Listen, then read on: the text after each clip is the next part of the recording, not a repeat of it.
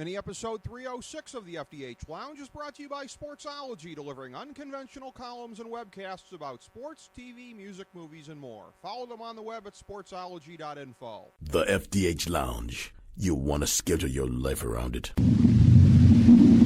A long time ago, on a gloomy, wet Cleveland spring night, two men stand alone amidst the late-night drizzle.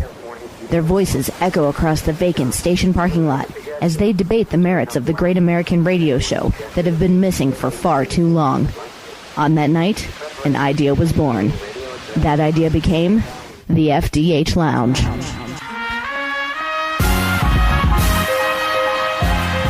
Welcome to the FDH Lounge. Hello, everyone. Welcome to FDH Lounge mini episode number 306. It's football season again, and that means that I, Rick Morris, I'm back with my guy, FDH Lounge Dignitary, and Vegas handicapping legend Kyle Ross to break it all down for you.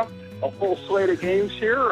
Kyle, a tough week one across the board, I think, in the betting industry last week, but ready to come back at it this week. How you doing, my friend? I'm doing great. I love the Vegas, how I've become a Vegas handicapping legend, and hopefully not just in my own mind. I don't know I did well last season, but we do have some making up to do after week one. We both went 1-2, if I'm not mistaken. I know I did. I'd like to point out that both losses I took, my team was leading and covering at the half, only to no-show the second half, and they will ironically play each other this week. So, a ton of stuff this week. I'm ready. I really like this week's card, and you know me. Once you have some stuff to, go off of, it's not just conjecture in the off season. It really makes it, for me a lot easier. So I'm ready to go. Well, yeah, and I appreciate you saying 1-2. I was 0-3 also, so 0-1 on my lock. 6-9-1 overall, and that was rallying like a mofo to put up that number because I don't think I hit a single 1 o'clock game. What did you get? I'm sorry. Well, I know Houston was the one in question, and I'm sorry, I forgot that they, that one got bet up. I just missed on that one. Yeah, and you were 1-2 on yours, 2-3 overall. But we always tell you just to play your core plays here. You volunteer some plays outside of that, but those are the ones people should go for. Where you were 61% verified last year on the show. Check the tapes, ladies and gentlemen. He had that at a 61% rate. Last year, and again, that just shows after a 1-2 opener how much better things are going to be if people jump on board now. So exactly, that's what I wanted to do. Yes. Get my week two from the end of the season package right now. That's what. Yeah, exactly. It's very highly valued. As we always say every week, the Thursday game, we're not going to have this up in time, so people will be hearing this after the fact. New England laying 11.5 at home against the Jets. My pick up on Twitter, but again, it's too late for people to hear this. I'm going with New England in this one. I think it's a bounce-back game for them, and I think the Jets, after coming off an undeserved victory, there's going to be a little bit of a letdown. I'm going to lay off just because the number. The Patriots, obviously, a lot of injury concerns. It was bad enough that Brady lost, his top 6 pass catchers from a season ago, due to a variety of circumstances that we don't have the time to go into on this podcast. But now he loses 2 of his top 3 from last week. I will completely agree with you when you use the term undeserved win for the Jets. It was completely undeserved. You had Geno Smith acting like he was Joe Namath after Super Bowl III. Hold on, young fella. It's, the losses are going to start to pile up for the Jets. They will lose this game, but, as much as the Patriots love to beat up the Jets, I don't know if they're going to have the horses to cover this number, even at home. So I'm staying off this one entirely. Just no interest. That's going to be really tough. The first game on the board we're going to take a look at today, Baltimore at home laying a touchdown to the Cleveland Browns. Baltimore, again, this is going to be a situation here, and we were joking about this off here. This came very close to being one of my plays for this week. Baltimore's just going to want to murder somebody this week. Wire, reference intended there, I guess. But, coming off of what happened to them the Thursday night opener against Denver, and we saw what the Browns are still made of this year under a new regime. I'm loving Baltimore covering the 7. I hate to say that as a Brownie fan. These are the 2 teams I lost with last week. Both led at the half, but they lost under different circumstances. Cleveland was just inept. Even though they were winning at the half, they didn't look good. I was talking to some friends Ricky, just real quick here, I'll make this. The problem with the Browns is not the sheer amount of regime changes they've made through the years. It's they're not made quick enough, believe it or not. And, I mean, certainly, we're only one game into the Rob Chudzinski era, but I can tell you this Brandon Whedon's not going to work out. He stinks. And I'm with you. Baltimore's certainly going to want to bounce back. They looked pretty good for a half. I mean, I thought they looked real good going to the half. I went up, took a shower, came back, and Peyton Manning had thrown about 18 touchdowns during that time. Now, I do take some long showers, but still, they looked at least had a semblance of an NFL team. They should not. I'm not going to want to lay the point. They usually do dominate Cleveland. Cleveland, I think over the last 3 or 4 years, they have not beaten Baltimore, and they usually don't score many points. But I'm a little leery of laying the number with the Ravens, so I'll stay off. But the Ravens should win the game. I'll be taking an unexpected cold shower if the Browns end up winning this one here, but I don't see a way for sure that ends up happening.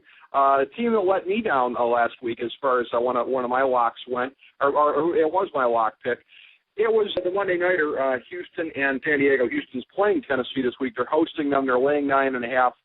Number started at 8.5.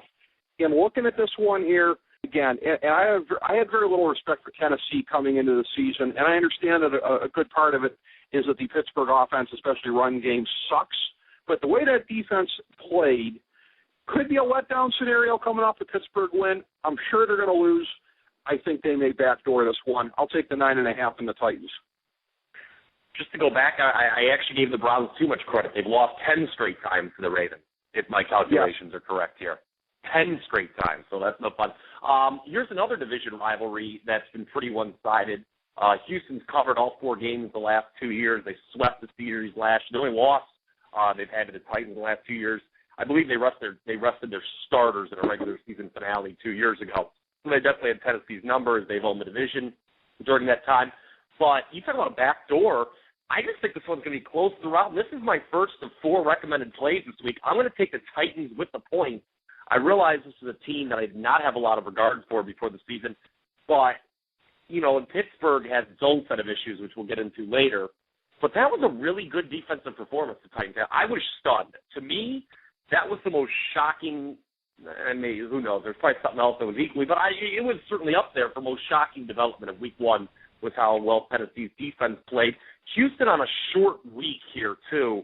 That doesn't help. Up a later than usual Monday night game.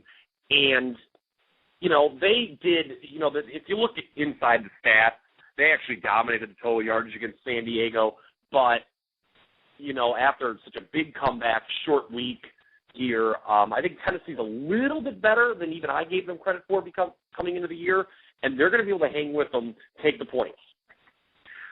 So we agree on that one. Take the points with the Titans. Not one of my recommended plays, but it is one of yours. I'm making that my first of 4 recommended too. I really think that's too big of a number. I think that's too big of a number. All right. Clip and save, 9.5 for the Titans. Next up here, Miami at Indianapolis. Colts are laying the courtesy 3 points at home in this one. A little bit of a letdown for the Colts as far as how they won that game last week. Expected to just brutalize the Raiders, and they had to squeak by. Miami, conversely, looking much better than a lot of people might have thought on the road week 1 at Cleveland. Again, a lot of that probably had to do with the Browns' suckitude. But I'm looking at this one here again. Teams that look to be going in opposite directions after week 1, even though they're both 1-0.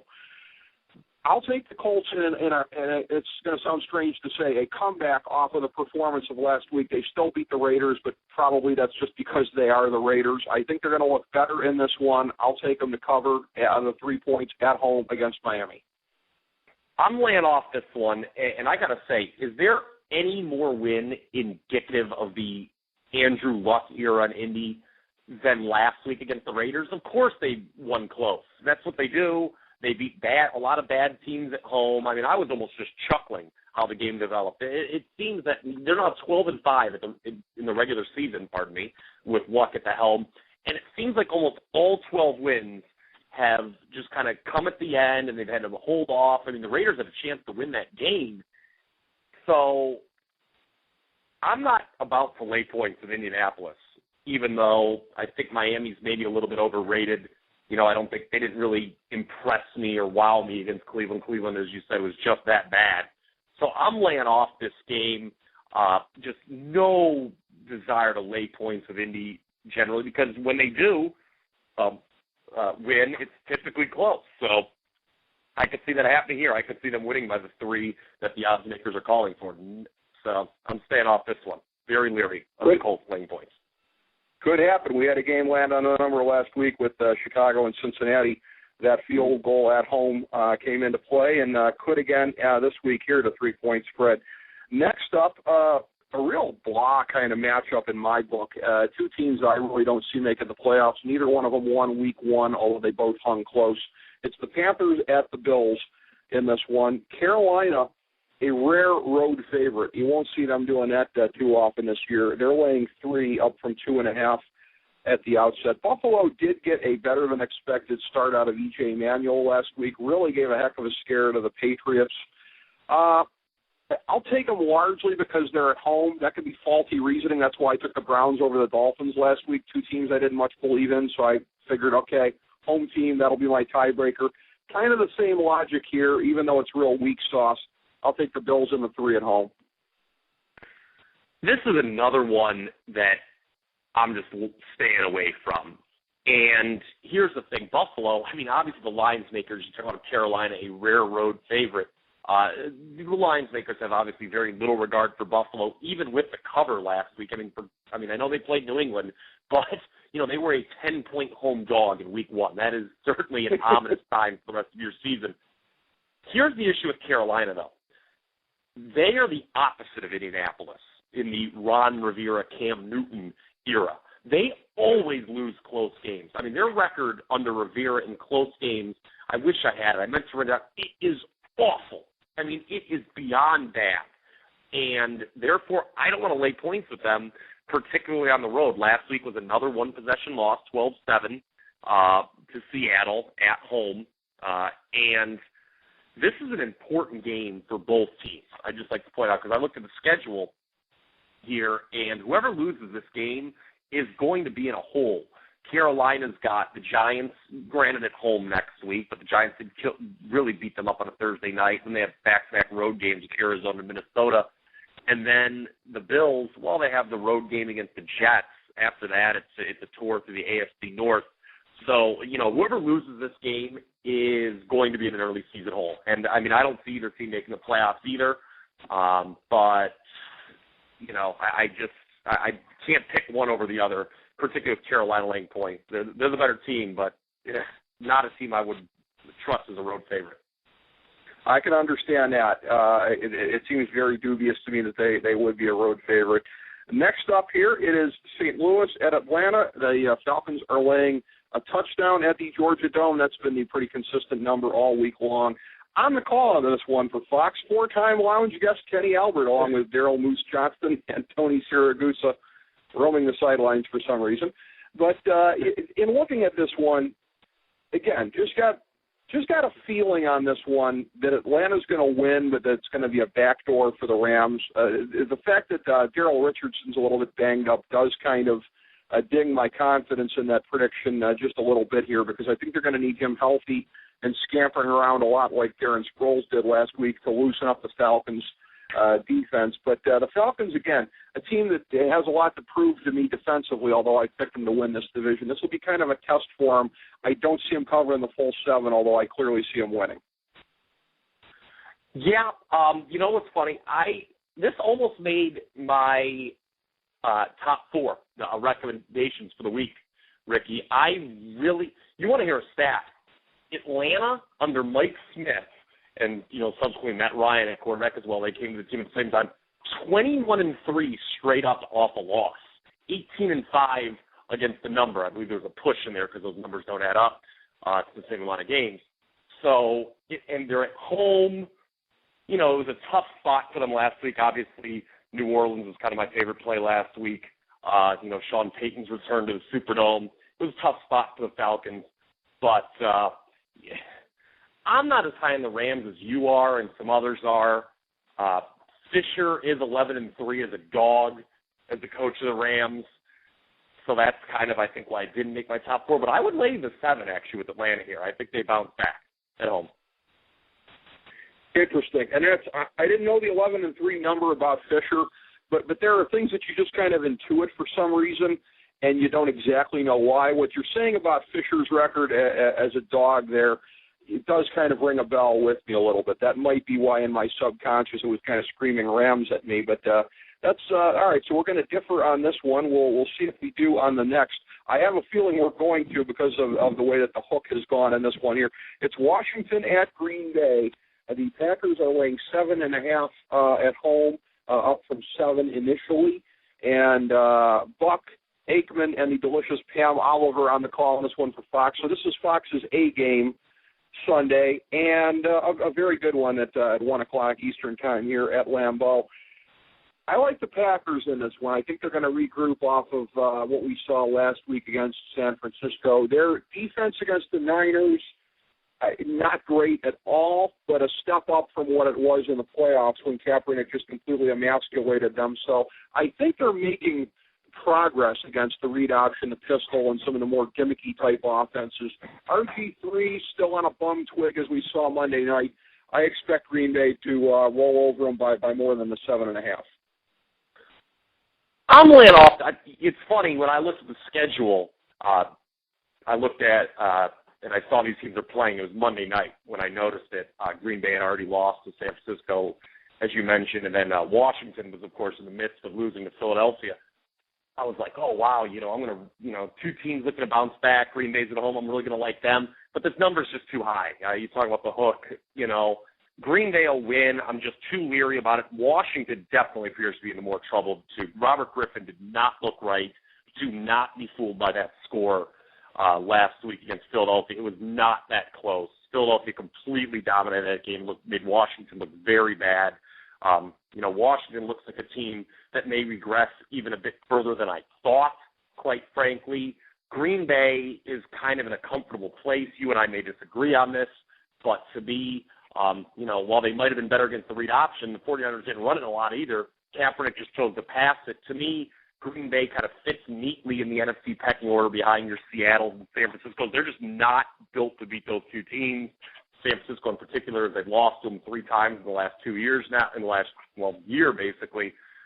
So Green Bay is who they are, same spot. They'll probably win the NFC North. But Washington, I'd be very worried. Mike Shanahan in the first half had the look of a man who was wanting to know when it was time to retire. So the Packers will win, but I'm leery about laying the point. Well, the sell-by date on Mike Shanahan was a decade ago, so I could answer that question for him then and there. Yeah, Griffin does not look right. I'm telling you, Washington, they're in trouble. They're in trouble. I don't want to make too big of a deal out of one loss, but I think they're in a lot of trouble. Well, in our next game, there's a team involved that certainly hopes you're right about RG3 and that he's not going to be a threat this year. That would be the Dallas Cowboys. They are on the road this week at Kansas City. The Chiefs are weighing the courtesy 3 points at home here, up from 1 initially. So the odds makers initially didn't have this slated as 2 teams that would be even on a neutral field, but the perception has caught up to that. Because of the way that the booking, the betting pattern has gone here, I'm inclined to go with the Chiefs. It was my sense in looking at this here that the smart money was what was betting it up to the 3. So for that reason alone, and what you taught me about trying to perceive what the smart money's doing anyways, I'm going to go with the Chiefs laying the 3 against Dallas. I got to say, I was surprised. I know the number only opened at 1, but I was surprised that, A, the Chiefs opened as the slight favorite, and then, B, the money moved in their direction. I mean, it just shows that no one really cares that this team was 2-14 last year, and they really shouldn't. I mean, they're going to be much improved. I think they're a playoff team, and I'm not alone in that assertion. Obviously Andy Reid, major upgrade at coach over Romeo Crennel, Alex Smith, major upgrade at quarterback over the Matt Castle, Brady Quinn duo. He's going to limit the turnovers, which was a major issue for this team last year.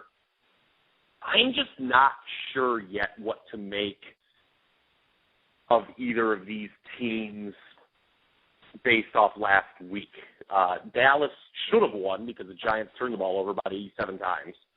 And quite frankly, the fact that the game was as close as it was not a good sign if you're a Cowboys fan.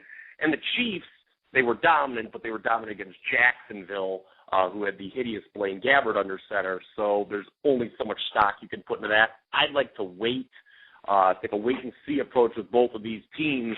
I'll tell you what, though, the NFL Network has got to be licking its chops. Kansas City, if they win here, there's a chance that next Thursday night it could be 2-0 Chiefs at 2-0 Eagles. Andy Reid return to Philadelphia. So, I don't know if Rich Eisen's going to take a crowbar to the side of Tony Romo's ribs or what, but, I'm just leery. This is another game I just have to lay off of because, like I said, I'm not sure what to make of either team's Week 1 victory yet.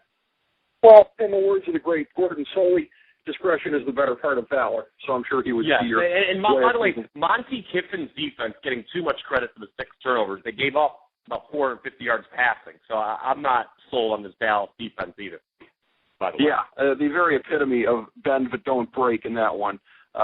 Very easy to make too much of it. In our next game, Minnesota has their second consecutive NFC North matchup. In this one, they are at Chicago. The Bears are laying 6.5 up from 6 at the open. Tom Brenneman, Brian Golick, and the lovely Tandora Oakman on the call for Fox.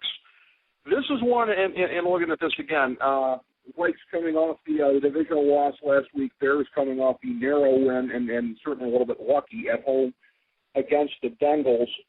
I'm going to pick both teams to stay unblemished and blemished respectively in looking at them here. I think the Bears are not only going to win. I think they're going to cover the 6.5. I think that they may have a little bit up to go from what they showed last week against the Bengals. In my opinion, a much softer opponent this week in Minnesota, a team that was very, very one-dimensional with the great running game with AP and very little else. I like the Bears in this one. Maybe not even nearly as close as the 6.5.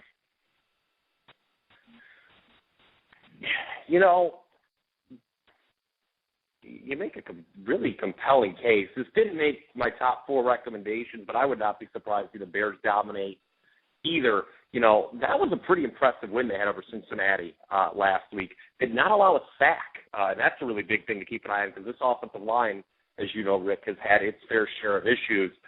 The Vikings, as far as they go, a team that both you and I feel will regress severely in 2013. Opening up, like you said, back-to-back division road games. I think the odds makers are telling you, too, they expect the Vikings to regress. The number was bet up to about, 6 last week with the Lions, and then it just opened there here with the Bears. Lost in Adrian Peterson's touchdown last week. He started the game, and everyone was going crazy about, can AP do it again? The rest of the game, he had 15 yards rushing on 17 carries. Minnesota will never win a game if that happens. I mean, they have no chance. I mean, again, we talked about it in our preview that if your whole game plan is based around, hey, our star running back is going to once again have one of the 5 best years in the history of the position, that's a dicey proposition to hold on to. And I definitely like the Bears to win this game. It didn't make my cut. I'm not really sure if I want to lay the points, but I wouldn't fault you if I did. I certainly would not take a point with Minnesota, I'll tell you that much. Christian Ponder, 28 interceptions in 28 career starts, and we know how this Bears defense loves to force turnovers. Yeah, hey, Purple folks, I got 4 words for you, 8 in the box. That's what they're going to be looking at until they get some semblance of the passing game, no question about that. A team that we just referenced as far as beating Minnesota last week, the Detroit Lions. They are going on the road to Arizona. They're laying 2.5 up from a pick'em at the opener, and similar to my reasoning with Kansas City, because of the way that the money moved on this one and what looks to be the smart money, I think I would have concurred with that anyways. I would definitely like the Lions over the Cardinals, who I consider to be one of the most marginal teams in the NFC, if not the most, at this point in time. They had a respectable showing last week against the Rams. That was one of the few that I got right. I expected that they would cover, and they did. I just think that Detroit, if they come in with all the pieces moving, this offense is really something. We saw in the preseason that game against the Browns in particular, when they didn't have Reggie Bush, how bad they can be. But when you got Reggie Bush out there and Megatron and some of the other guys, all look for Brandon Pettigrew on a fantasy level to have a pretty good week, I just think Arizona's going to have a hard time matching up. Yeah, and another mismatch is along the line here. Detroit's defensive line should be able to dominate a very bad Arizona offensive line. I'm not sure what to make of Carson Palmer. You know, he's an obvious upgrade over what the Cardinals have had under center ever since Kurt Warner, and he looked good last week. I mean, he put up some good numbers. Larry Fitzgerald had a nice game, but it wasn't enough. And, at one point Arizona was winning that game, I think 24-13 in St. Louis. I'll say this, though. I just can't. Detroit historically bad as a road favorite. There was a long stretch where they never were a road favorite. It didn't start occurring until 2 years ago, the resurrection here under Jim Schwartz. But here's the thing. Arizona really needs this game because up next for them, at New Orleans, at Tampa Bay, if they were to lose here, they're staring at 0-4. And I know both you and I kind of think by default this might be the worst team in the NFC. But, I think they're going to play. And is great. I have Reggie Bush on my fantasy team, and I was enthralled with how good he looked. I'm just leery. I debated taking the Lions, but on the road, even having to swallow a couple points, I'm just not too into that. So, once again, I'm wussing out and passing on this one. Okay, no problem. As far as it goes with that one, Arizona may start 0-4. Well, the first 4 games of the season are your destiny. Sincerely, 2012. Yeah. No question about that. Next one up here, I would have said coming into the season, 2 worst teams in the NFL. Last week didn't necessarily bear that out. It certainly did for one of them. It's the Jaguars at the Raiders. Jaguars are getting 6 up from 5.5 at the outset. The Raiders looked more than respectable against Indianapolis with a shocking performance from Terrell Pryor. The Jaguars looked as bad as advertised. Having said that, I'm taking the Jaguars in this one. I'll take the points on the road. I just get the sense here, this is so unbelievable to say, but the Jaguars are a much better play because their quarterback got injured. I understand you want to see what you got in Blaine Gabbert just to see one more time that he sucks. Chad Henne's in there. He's had at least a respectable upside in the past. I just got a feeling that the Jags are going to sneak under the number and that it might be a little bit of a letdown for the Raiders, who didn't win the game last week, but it sure feels like a win when you've been sucky as long as they have. Yeah, I think people are putting too much stock into that close game. Like I said, that's just what happens in an Indianapolis game. It's not, I thought the Colts were too big of a favorite in that game last week, given, their point differential from the previous season. And Rick Morris, this game has made my top 4 this week. It is one of my recommended plays. Let's take the points with the Jacksonville Jaguars this week. Not something I'm probably going to say a lot this year, but here's the thing. You already covered, and you did it very eloquently, with the upgraded quarterback from Blaine Gabbert to Chad Henne. That's one reason to like Jacksonville. But as soon as they announced that Gabbert wasn't playing, I immediately was sold on Jacksonville. And here's the other thing. Oakland, just 2 weeks ago, there wasn't a soul who didn't think that this was the worst team in the NFL. They're now laying nearly a touchdown against another NFL team. What, because Terrell Pryor gave a gutty effort? I mean, that just seems like an overreaction to the loss, and the line has been bet up as well, too. I know Jacksonville looked awful last week. They scored 2 points. And they're not a historically great team traveling out to the West Coast. But I think there are only 2 wins on the West Coast in the last, 10 years have come against Oakland. The Raiders are historically a dreadful team when favored, at least since the days of Rich Gannon, since he left. I think they're 7-24 the last 31 times they've been favored, something like that. Give me the points with Jacksonville. Anytime you can take points and go against the Raiders, I'm getting involved. As far as a recommended play goes, I give you credit. I say this not to criticize. I'll give you credit for how much you have in the way of guts. That's one of my core credos. I will not make a recommended play a battle of 2 crappy teams. To your credit, you are doing that. No, and it's tough, admittedly. I mean, Jacksonville didn't give you a lot to work with last week, but this is not so much, and you understand this, Rick, it's not so much a play on Jacksonville as it is a play against Oakland. Should not be favored by this much. I understand completely. The game that's next up is the one that is getting most of the media attention here this week. It's the Manning Bowl. yet again. It's Denver at the New York Giants, and actually, this is one of my 3 recommended plays, which I didn't note here. It's a little sloppy of me, but you know what? We'll hit this one now, I guess, because since I already started the intro on it, I generally hold these to the end. But Denver is laying 5.5 in this one. It's been pretty much consistent through the week. The Giants last week looking great offensively, albeit some holes in the running game, but had a lot of turnovers. That's if you put the asterisk on it, looked great, but with turnovers. The number just seems high to me for whatever reason. I don't know. A lot of times my recommended plays are not dogs, but I'm going to make an exception this week. I'm going to say take the Giants and the 5.5. That's one of my 3 plays. Road favorite Ricky going with the home dog. I like where your head's at. I'll be honest. You told me beforehand this was one of your plays, and I was very impressed. I wouldn't have guessed it. And I looked at it, and I debated bumping up to 5 recommended plays this week. The reason the number is where it is because Peyton Manning had a national televised game threw 7 touchdown passes. Yes, overreaction. That's why and the Giants lost a nationally televised game. I'm just. Is too much being made out of this running back situation with the Giants? I mean, I know the running game isn't as important as it used to be in the NFL, but you got to have somebody competent back there. I'm wussing out here. I wish I could be with you and recommend the Giants.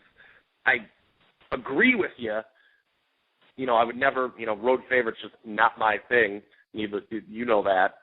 And Denver's a team that I did think would not win as many games as last year, and one would think that if that's going to be the case, a game like this is probably one they'd lose. The Giants, they've got to travel to Carolina next week. That's a big revenge game for the Panthers.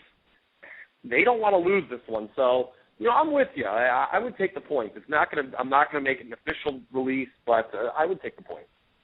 Okay, so we agree on that one. To me, the marquee game of the week is the Sunday nighter. Because you and I have agreed. Anybody, it should be. I think it's the rivalry of the decade. Yeah, I mean, the whole media puff angle is that it's the Manning Bowl, but the real game of the week is Sunday night. NBC very lucky to have this one. The first of 2 divisional matchups this year between teams in, yes, it is, the rivalry of the 2010s. It's San Francisco at Seattle. The Niners are getting 2.5 in this one, down from 3 at the outset.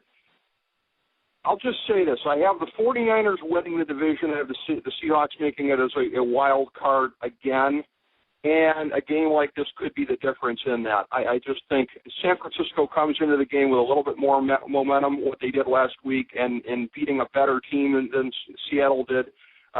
Seattle might have had a little bit of the East Coast hangover. You like to talk about the 1 o'clock games for West Coast teams here. They have to come back across the country. I'm just leaning in a game that could really go either way. I'll take the 49ers and the 2.5 Sunday night. And this is a recommended play for me. You know which way I'm going. I'm laying the 2. Anytime you can lay less than 3 with Seattle, do it all day long. Here's the thing. San Francisco, yes, they beat a more impressive opponent, but they were at home. It's a team that they met Green Bay that they match up well with. They do, Seattle, it's strength on strength. A lot of San Francisco's strengths go against Green Bay's weaknesses, which is why they've beaten them 3 times in the last year. Seattle does not lose at home. They didn't lose at home all of last year. They were perfect 8-0, and that includes a huge 42-13 win on a Sunday night game over these 49ers. That was with Colin Kaepernick as the San Francisco quarterback. So the crowd's just going to be jacked up for this one. A home game, laying less than 3 in prime time. Seattle's not going to let me down. And you talk about, Seattle historically is really bad in those 1 o'clock time spots. I didn't think that 12-7 win last week over Carolina was that bad. They actually moved the ball quite well. They just had some drives stall when they were just out of field goal range. I think they had about 5 drives in that game of 45 yards or more. So it's a little misleading that they only had 12 points. I know Carolina fumbled late with a chance to win the game, but, I thought that was a game Seattle could lose. I was not surprised that game was as close as it was. They were also pointing to this game. I'm telling you, Seattle's jacked up. Seahawks, big play this week. Big play. Okay, we'll be watching for that one. Seahawks. I think this is my favorite play of the week, Seahawks. Okay. The Monday Nighter, I know, is a big play for you as well. It's the 0-1 Steelers at the 0-1 Bengals, Cincinnati is laying 7 in this one, up from 6.5 at the open. I cannot possibly believe that you and I would be disagreeing on this one, albeit I know you might be a little bit nervous with laying these points. I am all over the Bengals laying the 7. The Steelers last week, they look like, again, they may be one of the worst teams in the NFL. They're going to get Le'Veon Bell back at a certain point around probably a little bit before midseason. But until that point in time, they may be one of the worst teams in the NFL. A lot of us were very, very wrong about them. Cincinnati lost a tight one on the road against a good team. I don't think that says anything bad about them. No shame there. No shame in that. No shame at all. No, you're absolutely right. I look for the Bengals to roll Monday night. I think it's a statement game for a team that's going to win the AFC North this year, and maybe by a decent margin. Yeah, this is my 4th of 4 recommended plays, joining Jacksonville, Tennessee, and Seattle. Cincinnati Bengals, I think this is a terrible matchup for the Pittsburgh Steelers. One of the things I always say after week 1 is you can't just overreact. It was just one game. Stick where, just because one game went one way doesn't mean you should just tear up what you thought the whole preseason. But I got to say, if there is one team whose stock I would severely downgrade after week 1, it would be the Pittsburgh Steelers. They looked awful against Tennessee. I sat with my old roommate Josh. We were watching the DirecTV, and because he was there, we had the Steelers on more than they should have been, and they did nothing. I mean, they were awful. They got 2 points on the opening kickoff because the guy for the Titans was an idiot and screwed up the returning the kick and stepped out and stepped back in. And then they didn't score again until a minute and a half was left in the game. Keep in mind, I know I gave up Tennessee, and I think their defense is going to be better this year under Greg Williams, but the Titans gave the most points in the league last year. This Todd Haley thing is not working, ladies and gentlemen, at all. I think he's going to get fired midseason, Todd Haley. He may very well. I'm calling it out. I don't think this is working with Roethlisberger. The Steelers just looked really bad, and don't discount I think the most significant injury in the league so far this year is to Pouncey, the center for the Steelers. When you lose your center, especially a good one like that, oh boy. And, I know Cincinnati was somehow held out of sack against what had previously been a maligned Bears offensive line. They're going to get to the quarterback this week. I'm telling you. This is a bad matchup for Pittsburgh. I'm with you. Pittsburgh, the schedule gets easier in the back half, so they could rally, but it's going to be a slow start to the year for them. Lay the points for Cincinnati. Big win. A Monday night home game, too, for a franchise that, I know they've made the playoffs the last 2 years, but they haven't really announced their national presence. This could be that game for them. How these teams match up, so many check marks appear to go in the Bengals column at this point in time. It may not, again, even be a close one. This may be a real humiliation for Pittsburgh, and I agree with you on Haley. He may be not surviving even the first half of the season. We get to my other 2 recommended plays here for the week. We'll see what your thoughts are on them. We double back to the 1 o'clock games on Sunday, and it is the Chargers 0-1 at the Eagles 1-0. Gumbel and Deerdorf on the call for CBS. This is one where, again, maybe this is a smart mark play on my part when I'm looking at everything adding up as it does here. San Diego, again, by your theory, having to go cross-country on a short week against an offense that I think you'd be hard-pressed to match up against if you were on your normal complement of things. If you were riding a bus from D.C. to play Philadelphia, clearly we saw that would be a tough thing to match up against. Under the circumstances, until people solve this Chip Kelly conundrum a little bit more, I just don't think the Chargers have a chance. I'm all over laying the 8 points. This almost made it for me, Ricky. I'm totally with you. It is a terrible spot for San Diego. West Coast team going east off a late Monday night football game to boot where they blew a 21-point lead. Yeah. I mean, you talk about, meet the new boss, same as the old boss. Oof, that's the case with San Diego. I mean, can't blame that one on North Turner, unfortunately. And I think this is a terrible spot. I mean, Chip Kelly, I wish we had more time because what a debut. What a human being this guy is, in my opinion. Eagles have a very realistic shot with this home game and then next week what will be a emotional atmosphere in the city of brotherly love, welcoming Andy Reid's team back. They have a very realistic shot to start 3-0. They destroyed Washington last week. It was not 33-27 does not do that game justice. It was over before it started. Keep in mind, Washington's only touchdown in the first half was a very, very fortunate one on the defensive end. So Philly looked great. San Diego did what San Diego does, and I see them on the way to a long season. While the Eagles, they're a team I may be upgrading a little bit. We'll see how they play, how this plays out, the Chip Kelly offense. But they're certainly in play in a wide-open NFC East. Yeah, funny how the upgrade-downgrade game is working different ways at different ends of the state of Pennsylvania right about now with the Steelers and the Eagles. Maybe that's a coincidence. It probably is, but it's just funny to note.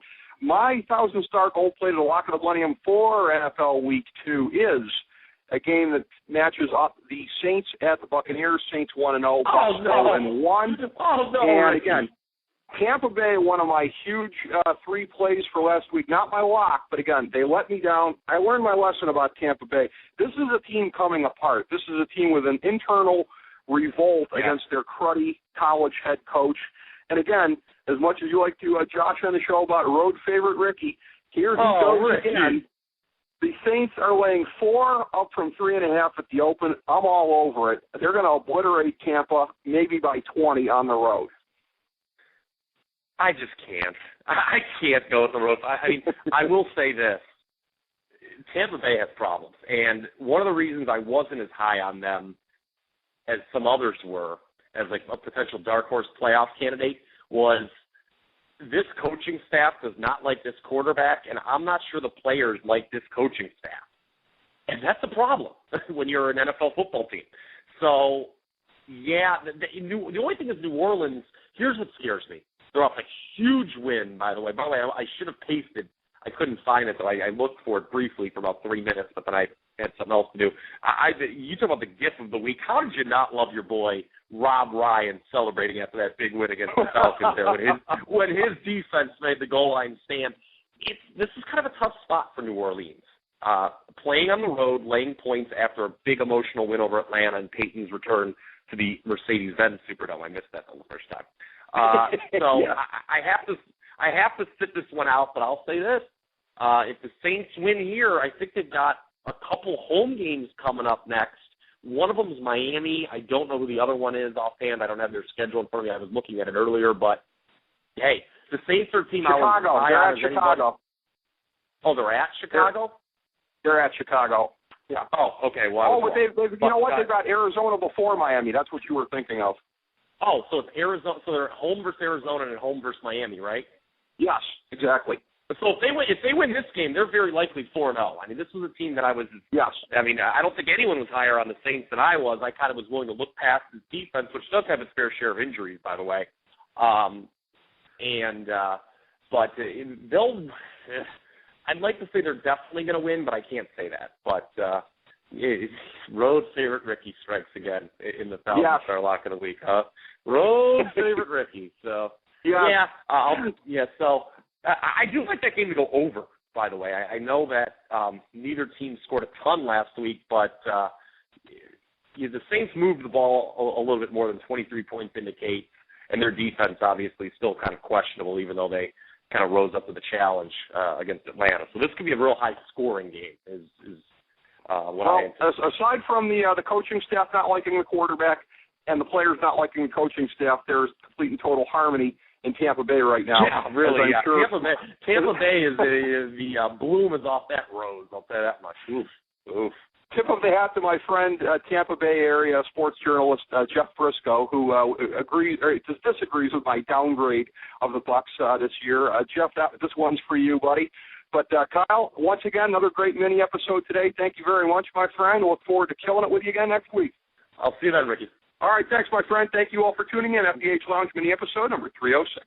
As we bring the show to a close, we would like to extend our deepest gratitude to NBC, CBS, ABC, Fox, all Clear Channel affiliates, TNT, TBS, USA, UPN, Deadspin.com, YouTube.com, YTMND.com, MySpace.com, various blogs, Fox News, CNN, CNBC, MSNBC, IamBoard.com, Billboard.com, Google.com, ESPN, ESPN2, ESPN News, ESPN Classic, NBA TV, NFL Network, Sports Time Ohio, Athlon Magazine, Comedy Central, Cartoon Network, The Boomerang Channel, QVC, BET, The Spice Channel, Steno Notebooks, Manwich, Papermate Office Supplies, waitresses, strippers, bartenders, garbage men, janitors, microwave popcorn, the writers of The Office, Scrubs, Entourage, My Name is Earl, Oz, Metalocalypse and the Boondocks, Aquafina, and the periodic table of elements.